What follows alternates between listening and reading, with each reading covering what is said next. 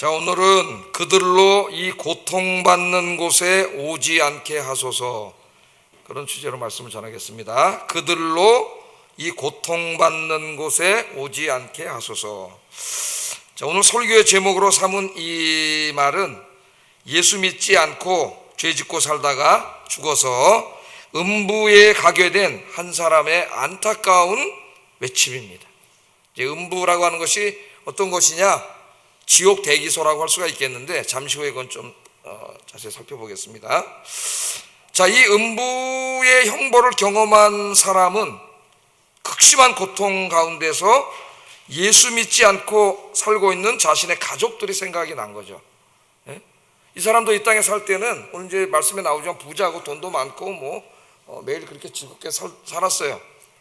뭐 천국이 있겠어? 지옥이 있겠어? 그런 게 어디 있어?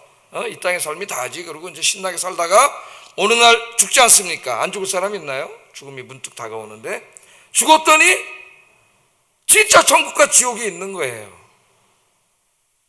어떻게 할 거예요, 여러분? 진짜 천국과 지옥이 있는. 그래서 자기가 그 지옥에 갔는데, 지옥 대기소인데 이제 지옥이라 하겠습니다. 지옥에 가서 그 고통을 자기가 당하고 있는 거죠. 그래서 누가 생각이 나요?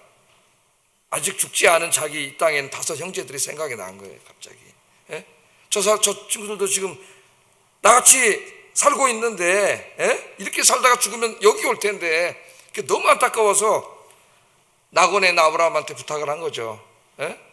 저기 나사로를 좀 보내가지고 그 사람들에게 전도해서 예수 믿게 해가지고 저 사람들로 하여금, 내 형제들로 하여금 이 고통받는 곳에 오지 않게 해주세요. 이게 오늘 핵심입니다, 이 메시지에. 다른 때는 제가 다른 관점에서도 설교를 했는데 오늘은 이 복음 전파의 관점에서 본문을 좀 보려고 합니다. 자, 예수님께서는 이 이야기를 통해서 우리에게 매우 중요한 진리를 가르쳐주고 계신데, 우리는 언젠가 삶을 마감하고 다 이 세상을 떠나야 한다는 것이죠. 이것은 아무도 부인할 수 없는 만고의 진리입니다. 그런데 인간의 삶은 육신의 죽음으로 끝나지 않는다는 거예요. 이게 문제예요. 이 육신의 죽음 다음에도 계속 삶이 이어진다는 겁니다. 오늘 성경은 그것을 우리에게 가르쳐주고 있어요. 내세가 있고 영원한 세계가 있고 천국이 있고 지옥이 있다. 비록 오늘 이 말씀은 비유의 말씀이지만 이 비유는 우리 인간의 삶의 실체를 보여주는 말씀입니다. 예수님께서 그렇게 말씀하시는 거죠. 제가 오래전에 시장에서 한 아주머니에게 전도를 하는데 천국과 지옥을 얘기해 줬더니 그 아주머니가 그러더라고요. 에이 목사님, 어떻게 알아? 죽어봐야 알지. 죽지도 않았는데 어떻게 알아? 그 말은 틀린 말은 아니죠. 죽어보지 않았는데 어떻게 알아? 그래서 제가 그 말씀 제가 알겠는데 그럼 이렇게 한번 생각을 해보세요. 우리 아주머니 예수님 안 믿었다가 죽었어. 근데 진짜 천국과 지옥이 있어. 그럼 어떻게 할 거예요? 그러니까 여기서 저 보험으로 예수님 믿으세요. 그렇게 전도를 한 적이 있습니다. 이 사람도 그렇게 살았죠. 모든 사람들이 지금 그렇게 살죠. 아이, 천국과 지옥이 어디 있어? 죽으면 끝이지. 인간이 다 물질로 만들어졌는데 죽으면 끝이지. 그런 게 어디 있어? 이 사람도 그렇게 살았어요. 돈도 많고 막 펑펑 쓰면서 살았어요. 그러나 죽었더니 진짜 천국과 지옥이 있고 자기는 지옥에 와 있는 거죠. 오늘 이 모습을 보여줍니다. 그래서 복음을 전하는 것은 이게 절박한 문제입니다. 절박한 문제. 내 사랑하는 사람들이 지옥에서 영원히 고통을 당하며 살 수도 있고 천국에서 영원한 축복을 누리며 살 수도 있습니다.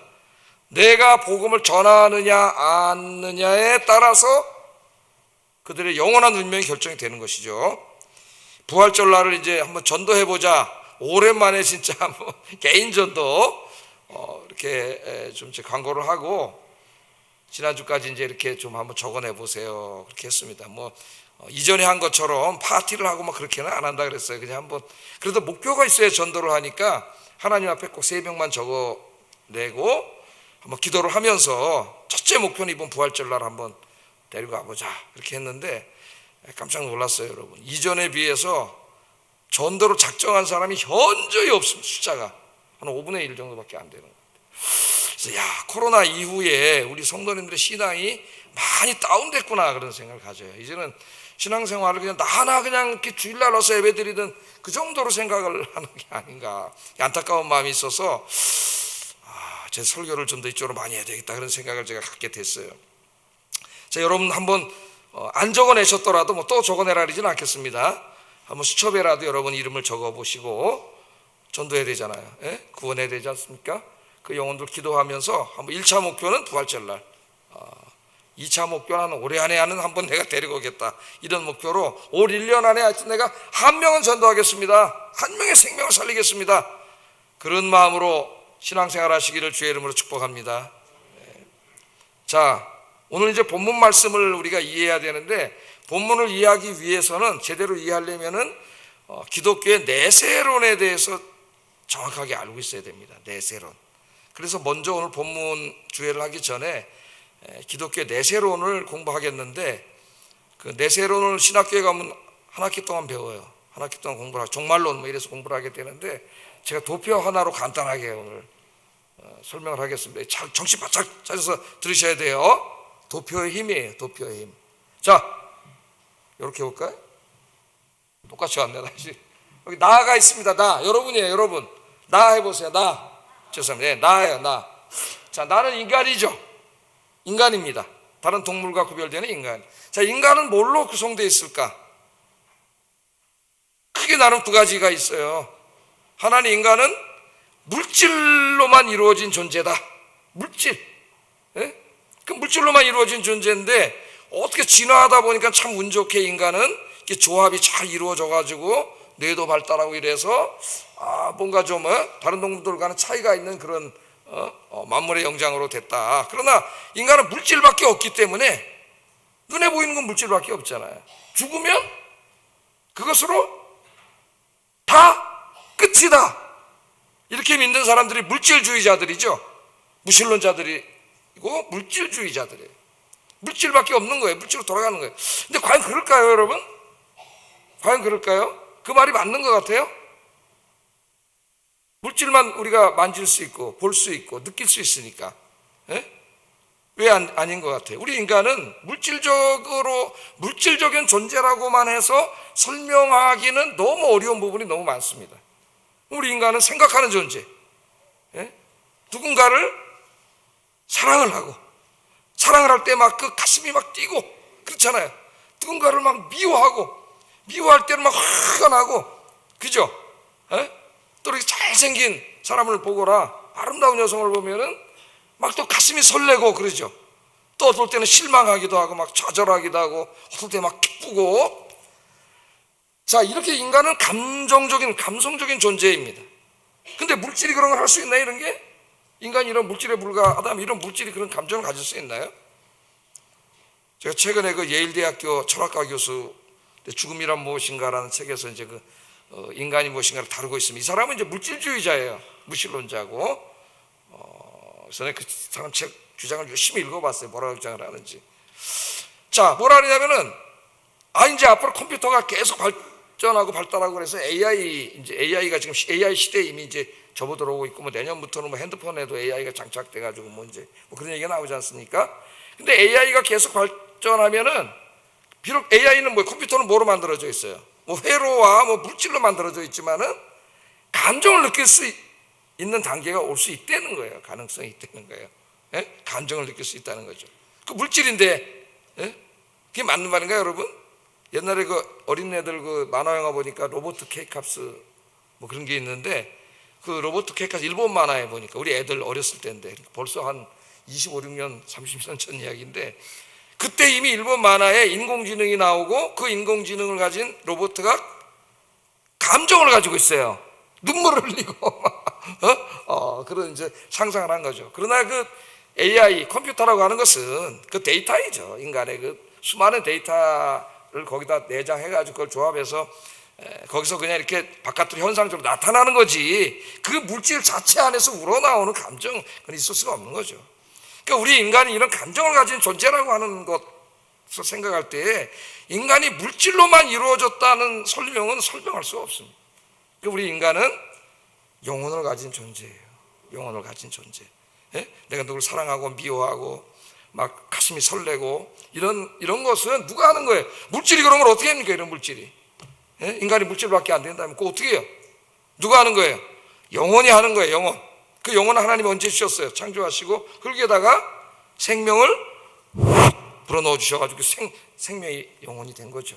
우리 영혼이 된 거예요. 그래서 우리 인간은, 여기 나는 영과 육으로 이루어진 존재입니다. 육적인 존재만도 아니고 영적인 존재만도 아니고 영과 육으로 이루어진 존재예요. 그래서 영적으로 병들면 육신에도 문제가 생기고, 또 육신의 병이 생기면 영에도 영향을 미쳐요. 그 시편에 보면 몸이 너무 아플 때 다윗이 내 영혼이 떨린다 그러지 않습니까, 여러분? 이게 상호 뭉쳐 있어요. 분리될 수 없는 하나예요. 그래서 그걸 전인이라 해요. 신앙에서 전인, 영과 육으로 하나가 되어 있습니다. 그렇게 우리는 사는 거예요. 그게 하나님 형상이에요. 그런데 여러분, 이제 우리가 이렇게 사는데 영원히 살 수는 없죠. 예? 길어봐야 100년도 못 살고 이제 죽는데, 저도 이제 몇 살은 더 살까 하니까 그렇게 많이 남진 않은 것 같아요. 그러니까 이제 언젠가 누구나 죽잖아요. 그러나 죽음은 순서가 없어요. 올 때는 다 순서가 있지만 갈 때는, 묘지에 가서 한번 이런 비석을 한번 읽어보세요. 묘지에 가면 어떤 사람은 뭐 20대에 간 사람도 있고, 어떤 사람 30대에 간 사람도 있고, 어떤 사람 90 넘어서까지 살다 간 분도 있고. 가는 거는 우리 마음대로 할 수가 없어요. 누구 손에 달린 거예요? 그거는 우리의 생명이 하나님의 손에 달린 거죠. 하나님이 오라 하면은 안 갈 수가 없는 거예요. 네? 인생에 하나님이 오라면 가야 돼. 우리 다 떠나야 돼. 이거 계속 해놓으세요. 자, 그러면 내가 죽었어. 죽었을 때 어떤 일이 벌어지느냐? 이 물질주의자들, 무신론자들에 의하면 끝이지 뭐. 그게 없는 거예요. 네? 그렇게로 돌아가는 거예요. 아무것도 없는 거예요. 죽음으로 끝이에요. 모든 게. 그러니까 얼마나 허무해. 그러니까 허무주의가 나온 거예요. 그런데 그렇지 않아요. 우리가 죽을 때 어떤 일이 벌어지냐면은, 믿는 자들의 영혼은 영과 육이 분리됩니다. 지금 하나가 있었는데 영과 육이 분리돼요. 그래서 죽었다가 잠깐 그 살아나는 경험을 한 사람들이 한결같이 말하는 게 유체이탈을 말하잖아요.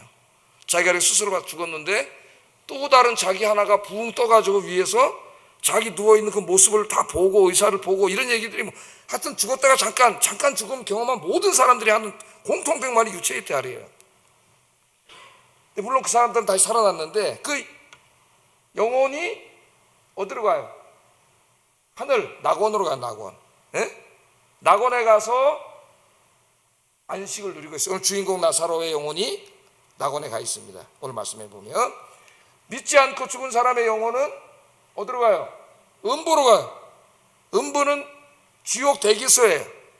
지옥은 아직 완전히 이루어지지 않았어요. 나중에 이제 여기 부활해서 가는 곳이 지옥이고, 그러니까 여러분 이제 미결수가 있으면 미결수들이 있는 곳을 구치소라고 하는데, 구치소는 미결수고 여기는 이제 이미 형이 확정됐지만 그 중간 단계입니다. 하여튼 이 음부인데 이곳은 형벌의 장소예요. 고통의 장소예요.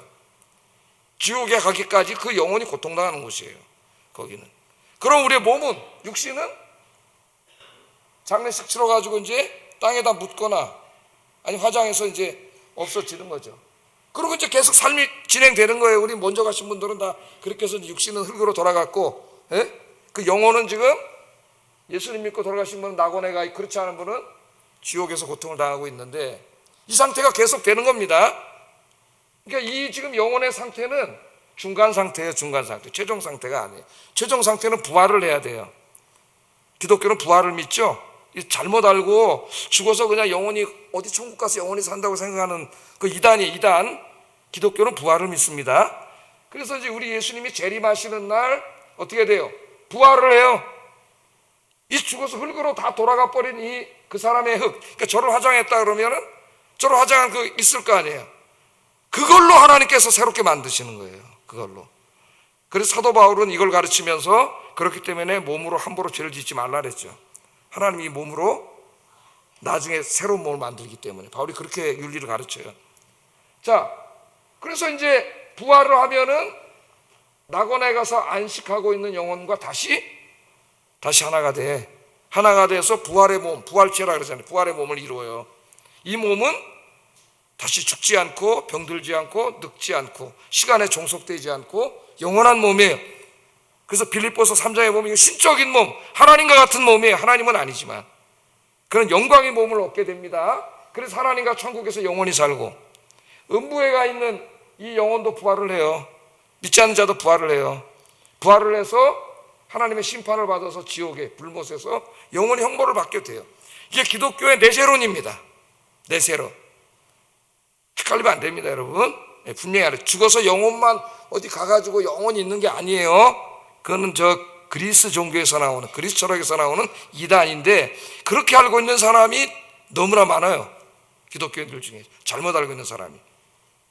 자, 이게 우리 기독교의 내세론입니다. 요것을 이제 우리가 알면은 오늘 본문을 이해하는 건 굉장히 쉬워요.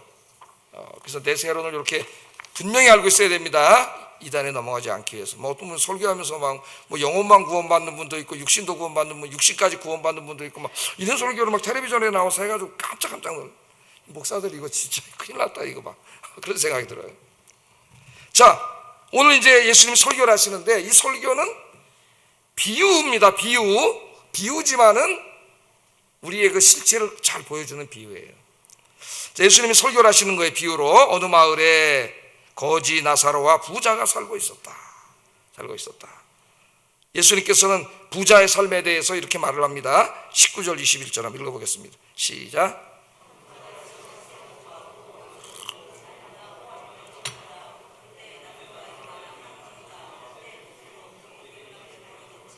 그 부자의 성에서 떨어지는 곳으로 배불리려 하매 심지어 개들이 와서 그 헌대를 핥더라. 이렇게 되어 있어요. 자, 부자는 어떤 사람인가요? 우선 옷 입은 모습. 우리 사람 보면 뭘 보면 벌써 딱 알아요. 옷 입은 거 보면 대충 짐작을 하잖아요. 예? 옷 입은 거 보면 자색 옷과 검은 옷을 입고 날마다 호화롭게 즐기며 살았다. 그렇게 나옵니다. 자, 자색 옷과 검은 옷은 굉장히 비싼 옷. 이 당시에 귀족들이 입는 최고 비싼 옷이에요. 지금으로 말하면 명품. 명품 중에서도 샤 뭐 이런 게 있어요. 그런 명품이에요. 최고의 명품. 예? 이걸 입었어. 자, 그러니까 부자가 어느 정도 경제력을 가지고 있는가를 우리가 이제 알게 되는데, 그걸 단적으로 보여주는 거죠. 그 다음에 어떻게 살았어요? 날마다 호화롭게 즐겼다. 이 세 단어에 다 들어가 있어요. 이 사람 어떻게 살아? 어떤 사람이고 어떻게 살았는지가 다 나와요. 날마다, 매일입니다. 매일. 날마다 호화롭게 즐기면서 살았다.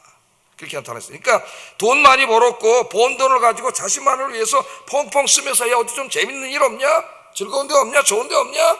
그러면서 매일 돈 쓰면서 살았다는 거예요. 이 사람이. 그런데 이 사람의 대문을 열고 나가면은 거기 한 거지가 있었다. 그렇게 말합니다. 이 사람은 부자의 상에서 떨어지는 음식을 먹고 살았어요. 그런데 부자가 기르던 개가 와서 어떨 때는 그 헌데 상처가 있었는데 거기를 햇바닥으로 핥았다고 하는 그런 모습을 보여주고 있습니다. 아주 극명하게 두 사람의 삶이 이 땅에서 대립됩니다. 대조되고. 자, 이게 무엇을 말하는 거죠? 부자는 자신을 위하여는 값비싼 옷을 사 입고 좋은 음식을 먹는 등 호화롭게 살았지만 어려운 이웃의 삶에는 조금도 관심을 갖지 않았음을 보여주고 있습니다. 이 비유 전체를 읽어보면은 부자는 아브라함의 자손, 즉 이스라엘 사람임에 틀림없고요. 그 입으로는 하나님을 이야기하고 하나님의 나라를 이야기하고 하나님의 율법을 이야기하는 사람이었습니다. 그런데 그의 삶에는 하나님이 없습니다. 하나님의 나라와 하나님의 말씀에는 관심도 없습니다.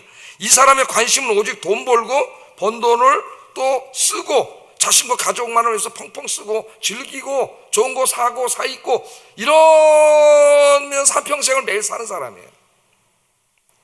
이웃의 아픔이나 이웃의 고통이나 헐벗음이나 굶주림에는 조금의 동정심도 관심도 갖고 있지 않는 그런 사람입니다.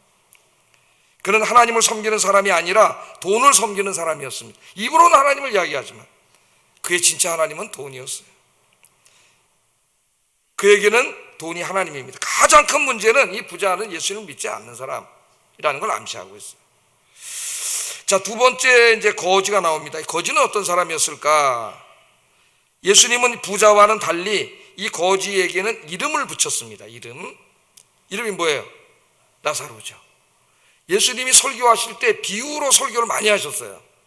그래서 예수님의 설교는 참 재밌습니다. 비유로 많이 하셔서 비유로 설교를 많이 하셨는데 그 비유에 많은 등장인물들이 등장하는데 이름을 지어준, 이름을 붙여준 유일한 사람이에요. 나사로가.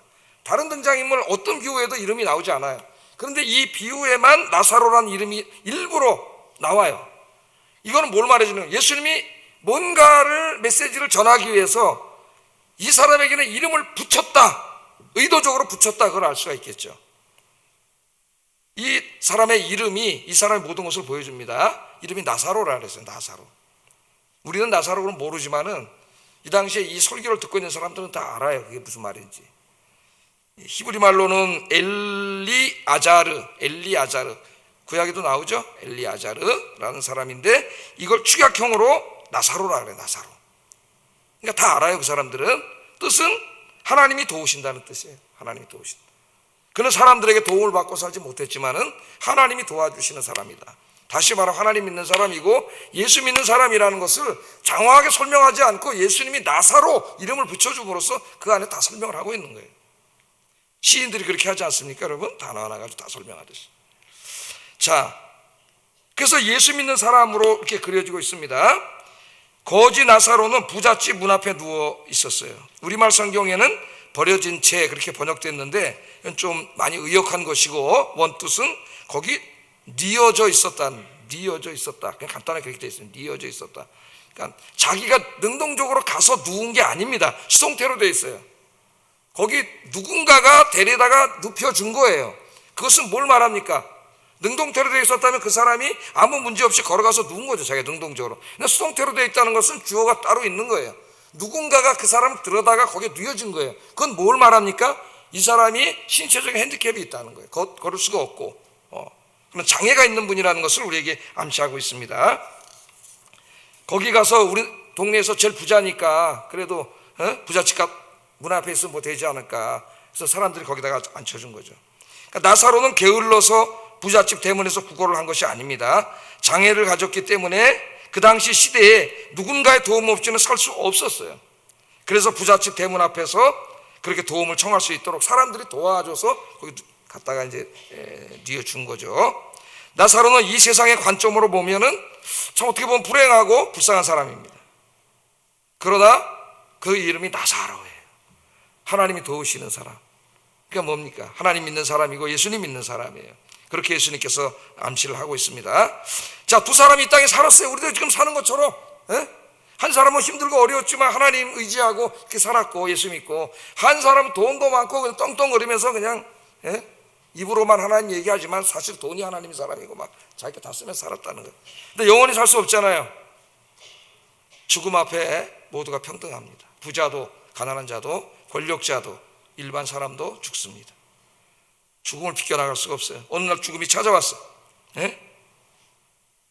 두 사람은 이 땅에서의 삶을 다하고 죽었습니다. 사람들이 아마 두 사람의 장례식을 치러줬을 거예요. 자, 사람들은 이렇게 생각하죠. 두 사람의 삶은 다 끝. 물질주의자들은 이렇게 생각할 거 아니에요. 죽었으니까 이제 끝이라고. 한 사람은 부자로 행복하게 살다가 갔고 한 사람은 거지로 불행하게 살다가 갔다. 그렇게 말할 겁니다. 그러나 과연 끝일까요? 여기서 인간들, 어리석은 인간들의 착각이 나오는 거죠. 끝이라고. 끝이 아니에요, 여러분. 결코 끝나지 않습니다. 죽음은 끝이 아닙니다. 성경을 보세요. 죽음 이후에도 두 사람의 삶이 계속되고 있어요. 이거 절대 잊으면 안 돼요. 죽음이 끝이 아니에요. 삶이 계속되고 있어요. 나사로와 부자는 이 땅의 삶을 마친 후에 그 영혼이 새로운 곳으로 가서 살고 있습니다. 물론 육신은 장례식을 치렀지만 그 영혼이 새로운 곳에 가서 살고 있어요. 아까 그 그림을 생각해 보시면 알겠죠?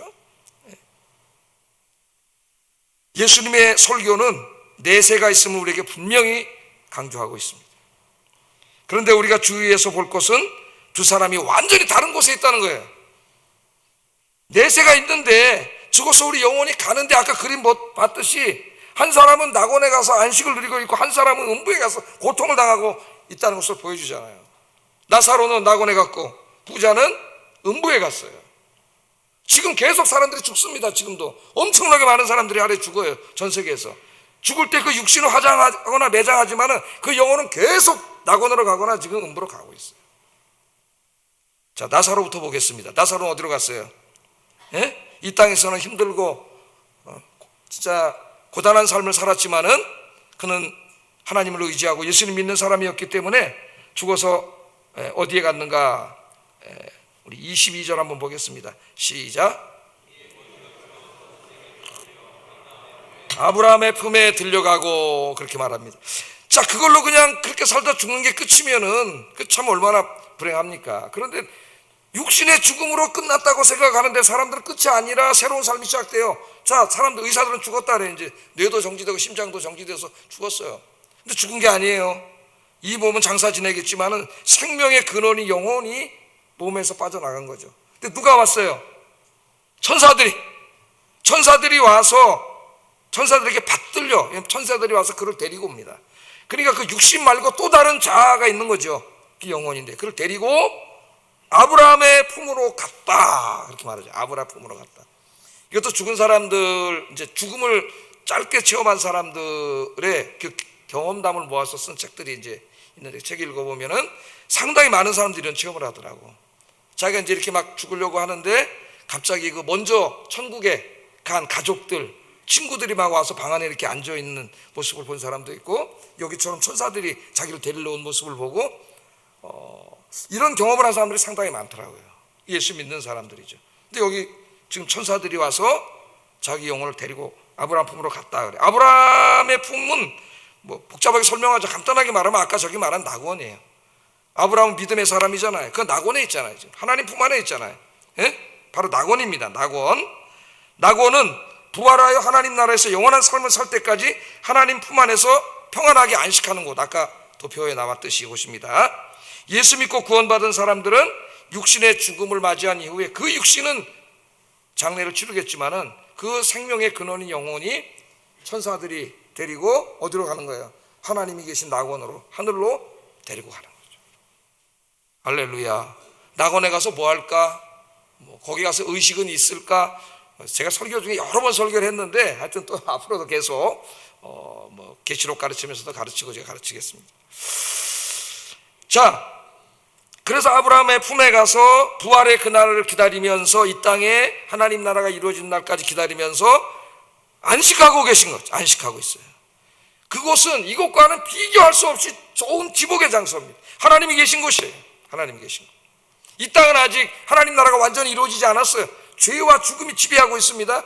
이것을 떠나서 이제 거기 가서 안식하고 있어요. 자, 예수님이 나사로를 통하여 그리스도인의 이상적인 삶의 모습을 제시한 것이 아닙니다. 나사로 이야기가 그리스도인들은 모두 가난하게 살아야 하고 가난한 사람들만 천국에 간다는 것을 말하는 것이 아니라는 말이에요. 나사로의 삶이 보여주는 것은 우리가 이 땅에서 아무리 불행한 모습으로 산다고 할지라도 예수님을 믿으면 내세의 영원한 세상에서는 천국의 복락을 누리며 살게 된다, 그것을 강조하는 것이죠. 이 땅은 잠깐이고 영원한 세상에서 천국의 복락을 누리게 된다. 예수님은 나사로 이야기를 통해서 가장 큰 축복은 돈 많이 버는 게 아니고 예수 믿고 구원받은 것이라는 것을 가르쳐 줍니다. 여러분 복 받은 사람이에요. 인사하겠습니다. 축하합니다. 축복합니다. 돈 없다고 좀 고개 좀 숙이고 그렇게 살지 마셔요. 나사로는 잠깐 동안 이 세상에 거하는 동안에 장애가 있었습니다. 온몸에 헌대가 있었습니다. 가난했습니다. 남의 도움을 받으며 살았습니다. 그러나 나사로는 예수님을 믿었어. 예수 믿고 구원받고 하나님의 자녀가 되어 천국에서 영원한 복을 받는 축복의 사람이 되었습니다. 할렐루야. 인생은 여행이다. 아까 제가 그랬죠? 여행입니다. 우리의 인생은 영원한 본향을 향한 긴 여행입니다. 인생은 최종 목적지가 아니에요. 우리의 여기 100년 인생이 최종 목적지가 아니라고. 그 다음에 하나의 조금 짧은 지점일 뿐이에요. 그 이후에 영원한 세상이 있어요. 우리가 갈 본향에. 거기 가면은 우리 아버지가 계세요. 우리 제 육신의 아버지도 거기 계시지만은 하나님 아버지가 계세요. 여러분 너무 사랑하는 하나님 아버지가 여러분 거기 오면 따뜻하게 안아주실 거예요. 계시록에 보면 눈물을 다 닦아주시잖아요. 그 아빠가. 누가 보면은 그 아빠가 탕자의 아빠로 나오잖아요. 그죠? 아버지를 거역하고 나가서 호랑방탕하게 살다가 나중에 아버지 앞에 돌아왔을 때 그 아버지가 어떻게 합니까? 그 아버지가 따뜻한 품으로 안아주시잖아요. 그 안아주시는 탕자의 아버지, 그분이 바로 하나님이세요. 하나님. 그 하나님이 계세요. 하나님이 수고했다 그러면서 눈물 닦아주실 겁니다. 그 나라 소망하며 살기를 주의 이름으로 축복합니다. 자, 부자는 어떻게 됐을까요? 부자도 살다가 죽었습니다. 사람들이 장례식을 치러줬습니다. 그 몸은 매장을 하고 화장을 하고 다 땅 갔어요. 그런데 어떻게 돼요? 그 영혼은 이제 어디로 가게 되는 거죠. 부자는 너무나 많은 걸 가지고 있었지. 그러나 죽을 때 가져갈 수 있나요? 아무것도 못 가져간다는 이 중요한 진리를 인간은 죽을 때까지 몰라. 그래서 그게 단지 알고 계속 어리석게 그걸 들여다보면서 살아요. 그거 시간을 다 보내고. 그 애플을 창업한 그 사람이 우리에게 가르쳐 주잖아요. 이제 이름도 생각이 안 나. 스필버그가 가르쳐 주지 않습니까? 여러분, 그 수천억 원의 재산이 있으면 뭐해? 병에 걸려서 죽잖아요. 하루하루 죽어갑니다. 자서전을 썼어요. 죽기 전에. 만년필, 너무나 사랑하는 만년필을 가지고 자서전을 쓰는데 그 수천억 하나도 가져갈 수가 없어요. 아무 소용이 없어요. 죽음 앞에서. 그 후회합니다. 내가 인생을 잘못 살아왔다 그래요. 이 아무것도 아닌 것을 얻으려고 정말 중요한 시간들을 다 낭비하고 산 거예요. 가족과 시간을 보내고 아이들과 시간을 보내고 친구를 만나고 밥을 먹고 이 너무나 중요한 시간들을 다 희생시킨 것이죠. 그리고 이제 가야 되는데 내가 사랑하는 만년필 하나 가져갈 수 없구나. 그게 마지막 거예요. 이 만년필 하나 가져갈 수 없구나. 그래서 우리나라 김수미라는 탤런트 그분이 그 자서전을 읽다가 교회 댕기시는데 그분이 깨달아가지고 그 다음부터 이제 김치도 만들고 음식을 만들어서 다 주는 걸로 유명하죠. 다 나눠준다. 다 나눠준다. 다 나눠준다. 만년필 하나 가져갈 수 없는데 인간이 이게 단지 알고 이게 살다가 이 사람 어떻게 됐어요? 22절 24절 한번 읽어보겠습니다. 시작.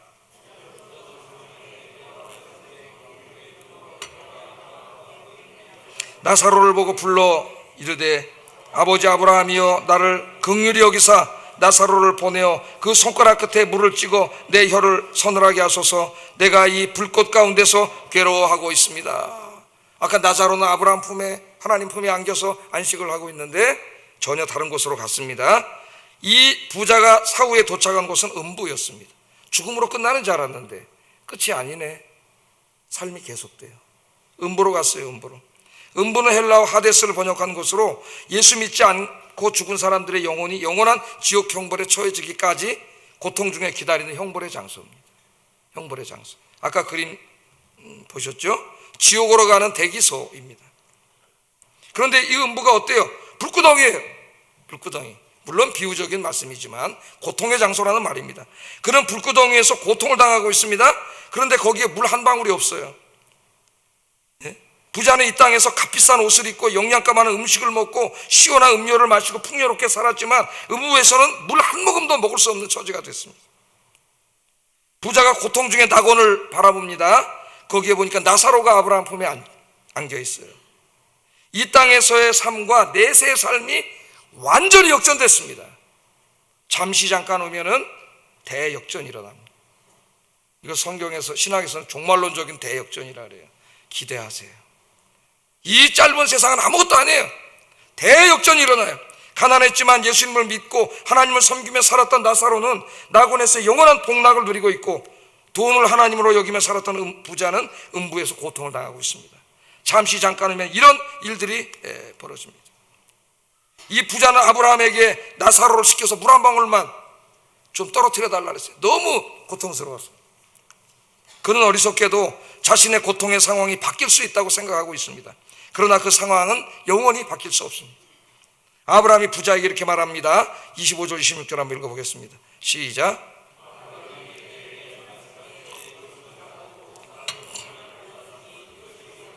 이제 그는 여기서 위로를 받고 너는 괴로움을 받느니라. 그뿐 아니라 너희와 우리 사이에 큰 구렁텅이가 놓여 있어 여기서 너희에게 건너가고자 하되 갈 수 없고 거기서 우리에게 건너올 수도 없게 하였느니라. 이 낙원과 지금 음부에 대해 설명을 하는 거예요. 낙원과 음부에 대해서. 물 한 방울을 요청하는데 물 한 방울을 줄 수 없습니다. 거기서. 그렇게 교류할 수 있는 것이 아니에요. 이 부자는 이 땅에서 얼마나 잘 살았습니까? 그럼에도 불구하고 대문 안에 밖에 있는 거지에게 무관심했습니다. 물 한 모금 주지 않았어요. 사후의 부자는 자신이 이 땅에 살아온 삶 그대로 고통을 당하고 있습니다. 자신밖에 모르는 이기주의자였고 가난한 사람에게 무관심했고 결정적으로는 예수님을 믿지 않았어요. 더욱 절망적인 것은 부자는 이 고통으로부터 영원히 벗어날 수 없다는 것입니다. 낙원과 음부는 서로 왕래할 수 없는 곳이라고 아브라함이 이야기해요. 도와줄 수 없다 그렇게 얘기를 합니다. 거기 낙원과 음부 사이에 큰 협곡이 있어서 서로 왕래할 수 없어요. 그래서 가톨릭의 연옥교리는 잘못된 거예요. 연옥에서 저 천국으로 홀짝 이사갈 수 있다 그러잖아요. 연옥 존재하지도 않지만 오늘 예수님이 그 모든 것을 부정하고 있습니다. 이 땅에서의 삶이 다가 아닙니다. 이것을 깨달아야 돼. 언제 깨달아야 돼? 한 살이라도 어렸을 때 깨달아야 돼. 그래서 전도서가 있는 거예요. 전도서는 청년들에게, 자식 세대에게 죽음을 가르쳐요. 하나님이 잔치집에 가지 말고 조상집에 가라고 가르쳐요. 젊은 애들에게. 왜? 거기 가서 첫째는 위로하기 위해서 가지만 둘째는 뭐예요? 정말 중요한 거는 너도 언젠가 죽는다는 걸 깨달으라는 거예요. 이것을 깨달을 때에만 젊어서부터 자기 인생에 호황된 계획을 세우지 않아요. 의미 있고 가치 있는 인생의 계획을 세우며 살 수가 있습니다. 이 사람은 그걸 없었기 때문에 이게 단지 알고 돈 이런저런 수단과 방법을 가리지 않고 돈 벌어가지고 그걸로 자기 비싼 옷 사 입고 맨날 날마다 놀러 다니고 호화로운 생활하고 그렇게 살다 죽어서 지옥 간 거예요. 오늘 이 이야기의 클라이맥스, 오늘 제가 이 전도를 중심으로 설계한다 그랬죠. 클라이맥스는 27절 28절입니다 한번 읽어보겠습니다. 시작.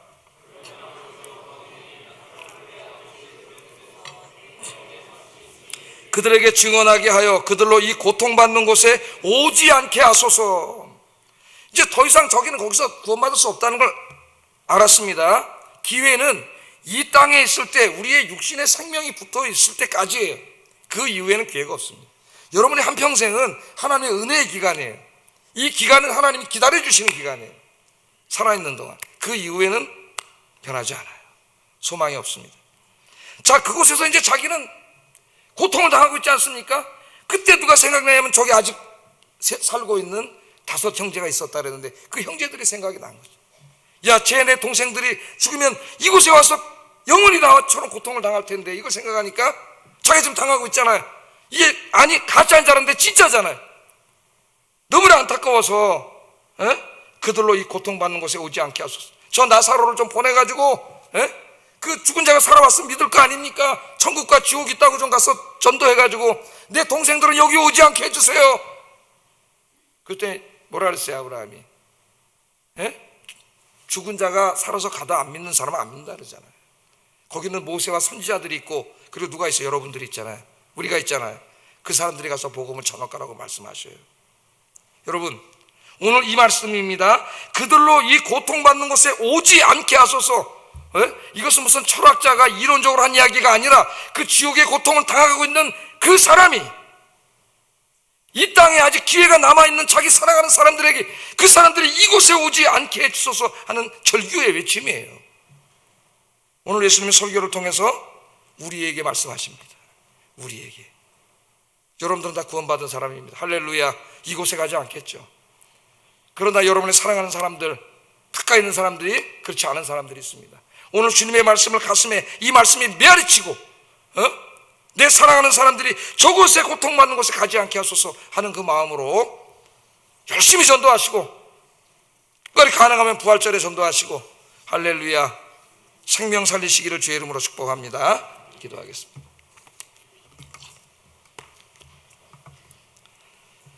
우리의 삶이 이 세상의 삶으로 끝나는 것이 아니라 죽음 이후에도 우리의 삶이 계속되고 내세의 삶, 천국과 지옥이 있음을 깨닫게 하소서. 확실하게 하소서.